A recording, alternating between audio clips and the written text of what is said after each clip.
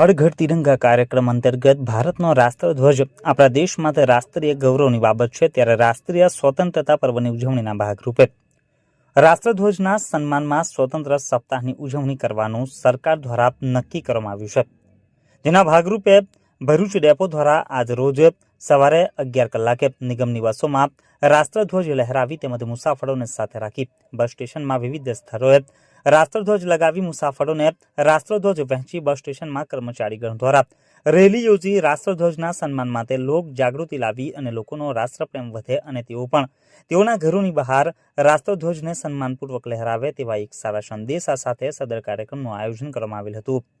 નિગમની બસો ઉપર રાષ્ટ્રધ્વજ લહેરાવી બસો અંતરિયાળ ગામડાઓ સુધી જે લોકોમાં સારો સંદેશો પાઠવે તેવા આશયથી એસટી નિગમ દ્વારા રાષ્ટ્રધ્વજના સન્માન માટે નાનકડા કાર્યક્રમનું સફળ આયોજન કરવામાં આવ્યું હતું, જેમાં એસટી વિભાગના કર્મચારીઓ જોડાયા હતા.